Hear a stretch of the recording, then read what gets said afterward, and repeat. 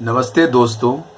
आज हम बात करेंगे रोहिंग्या, जो कि म्यांमार से विस्थापित एक ट्राइब है, या कहेंगे कि एक कम्युनिटी है जिसको म्यांमार में कुछ एथनिक जो क्लैशेस हुए थे वहाँ पर जो एक तरह से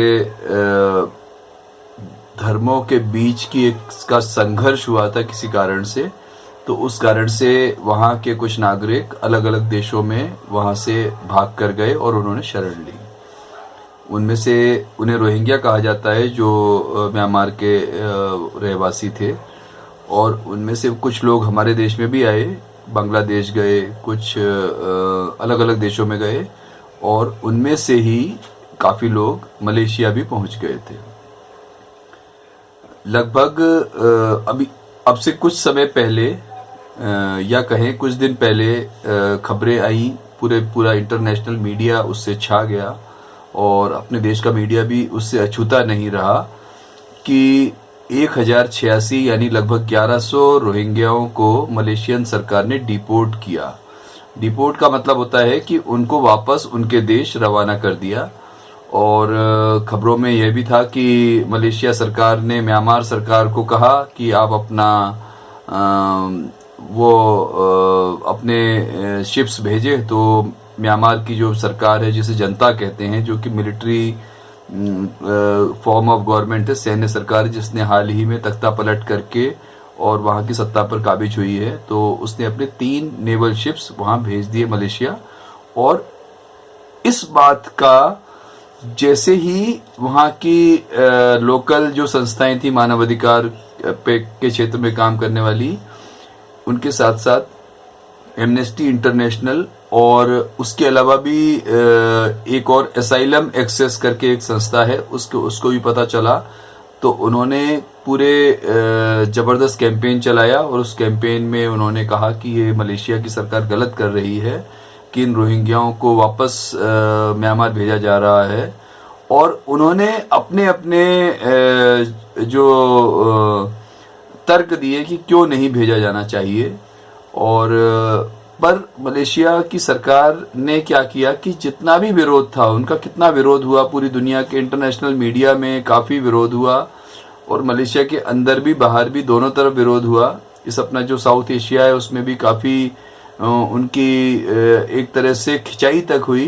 पर मलेशिया की सरकार ने अपना जो फैसला लिया था उससे पीछे नहीं हटे और उन्होंने उन रोहिंग्याओं को डिपोर्ट कर दिया।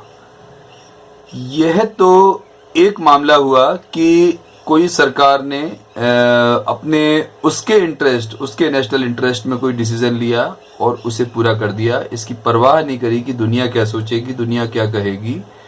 और इसमें आपको एक और बात बताना जरूरी है कि एमनेस्टी इंटरनेशनल, जो कि एक अंतर्राष्ट्रीय मानवाधिकार के क्षेत्र में काम करने वाली एक संस्था है, एमनेस्टी इंटरनेशनल ने तो यहाँ तक कहा, उन्होंने अपने वकील के माध्यम से जो कोलालमपुर हाई कोर्ट है उसमें केस लगाया था, और उन्होंने स्टे चाहा था मलेशिया सरकार के इस निर्णय पे कि रोहिंग्याओं को वापस भेजा जाए।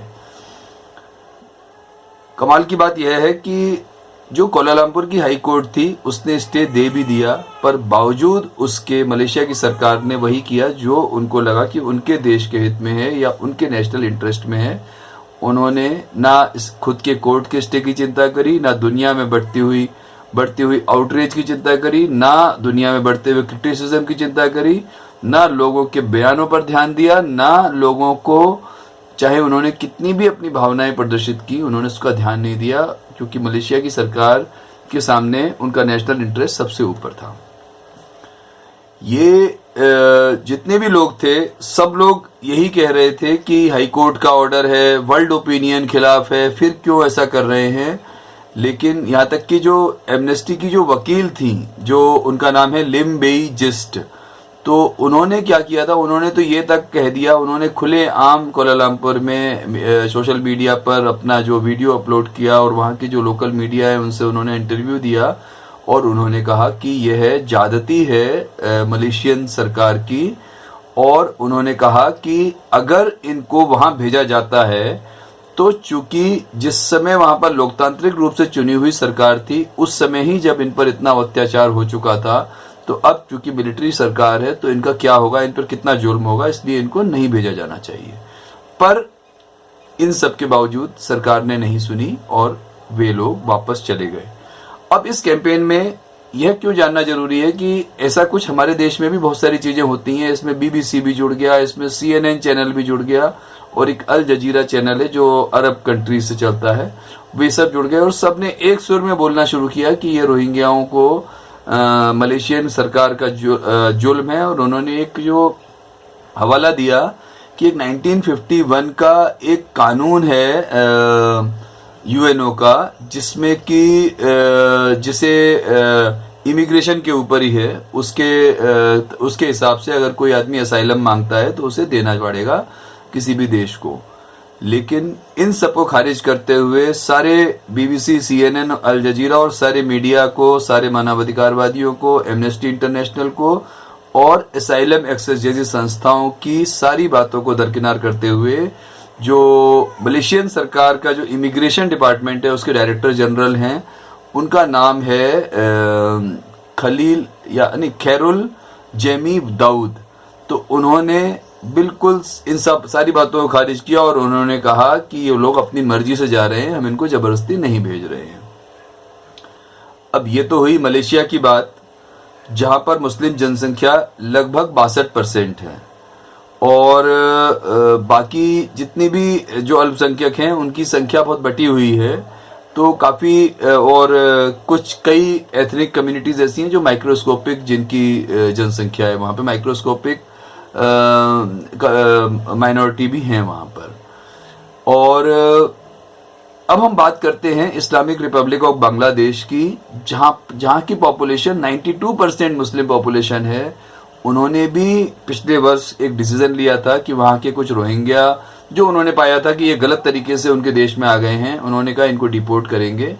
और उसमें भी बहुत सारे लोगों ने आवाजें उठाई, पर ना बांग्लादेश ने सुनी ना मलेशिया ने सुनी और उनको डिपोर्ट कर दिया। अब ऐसे में इस बात को क्यों देख रहे हैं हम, और इस बात को जब देखते हैं तो दो बहुत अहम बिंदु निकल कर आते हैं। पहला है कि क्या एमनेस्टी जैसी संस्थाएं जो हैं उनको कश्मीर में जो बड़े पैमाने पर 89-90 में जो नरसंहार हुआ था, जो एक्सोडस हुआ था कश्मीरी हिंदू कम्युनिटी के लोगों के, एथनिक हिंदू कम्युनिटी के लोगों का जो एक्सोडस हुआ था, उनको जो भगाया गया था, रातों रात जान बचाकर भागे थे, जिस पैमाने पर बलात्कार हुए थे, जिस पैमाने पर हत्याएं हुई थी, ऐसी स्थिति पर भी एमनेस्टी और जो ये जितने दूसरी जो मानवाधिकारवादी संस्थाएं जैसे 130 NGOs मलेशिया में सिर्फ इसी के पीछे लगी हैं, सरकार के पीछे। तो उस समय ये सब लोग कहाँ चले गए थे जब ऐसा हो रहा था। एक और बात है कि इसी पॉइंट में एक और बात यह भी है कि बांग्लादेश, अफगानिस्तान और पाकिस्तान में 47 में जो स्थिति थी माइनॉरिटी कम्युनिटी की जनसंख्या की, वह काफ़ी अच्छी स्थिति थी और आज नगण्य हो गई है, नेग्लिजिबल हो गई है। आज वो वहाँ पे माइक्रोस्कोपिक कम्युनिटी बन गए हैं। तो उसके क्यों बने? क्या वो वहाँ से भगा दिए गए, क्या वो मार दिए गए, क्या वो कन्वर्ट कर दिए गए? इस पर एमनेस्टी ने कभी आवाज़ नहीं उठाई, इस पर किसी मानवाधिकारवादी संस्था ने कभी आवाज़ नहीं उठाई। ये बहुत चिंता की बात है। दूसरा पॉइंट है कि अभी भारत में हाल ही में 370 और 35A हटा है। उसके पहले जो प्रावधान था 35A का, उसका फायदा उठाकर कि कश्मीर की जो सरकार थी, राज्य सरकार थी, उसको पूरा अधिकार था किसको नागरिकता देनी है, किसको नहीं देनी है। तो उसका फायदा उठाते हुए वहाँ की तत्कालीन जो राज्य सरकार थी उसने रोहिंग्याओं को अपने कश्मीर में बसा लिया। और एक इतनी विडंबना है इस देश की कि रोहिंग्या जो हजारों किलोमीटर दूर से आ रहे हैं उनको तो बसा लिया, लेकिन 1944 से 47 के बीच में जो लाखों लोग पाकिस्तान के जो सीमावर्ती इलाके थे वहां से भाग के, जब उनको समझ में आने लगा कि स्थितियां बिगड़ रही हैं, तो उन्होंने धीरे धीरे पलायन करना शुरू कर दिया और वो कश्मीर आकर बस गए।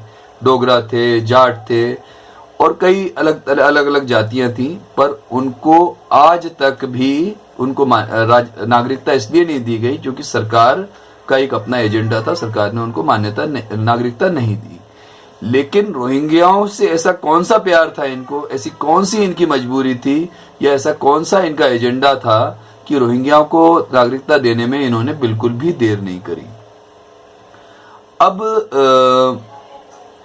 इस बात पर ये जो रोहिंग्याओं को नागरिकता दी और उससे पहले जो लोग 1944 से आके बसे हुए थे, आज भी वो गैर कानूनी तरीके से ही रह रहे थे 35A के हटने से पहले, इस पर कभी कोई चर्चा नहीं होती है। ये भी एक चिंता की बात है।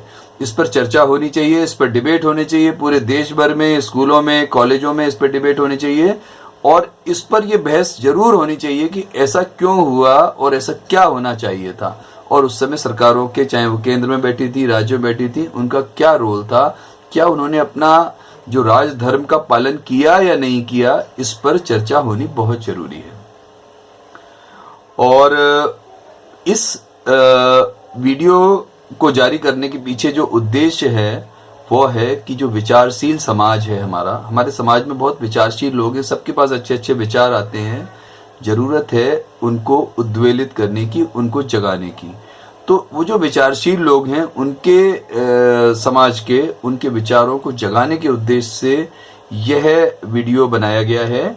और इसमें सबसे बड़ी बात यह है कि तथ्यपूर्ण तर्क दिए गए हैं, जिससे कि आपको कभी कहीं पर डिबेट हो तो आप इस बात को रख सकते हैं।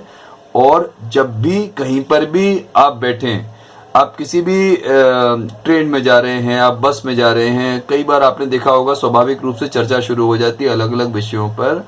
तो अगर इस तरह का कोई विषय आता है, 35A से संबंधित आता है, रोहिंग्या से संबंधित आता है, तो आपको ये विषय जरूर बोलना चाहिए, क्योंकि अगर हम बोलेंगे नहीं तो उसका बड़ा खामियाजा हमारी सोसाइटी भुगतेगी, ऑलरेडी भुगत रही है।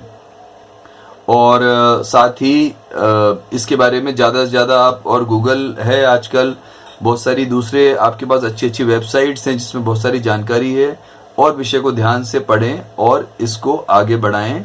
ये हमारा, आपका, सबका नैतिक दायित्व है।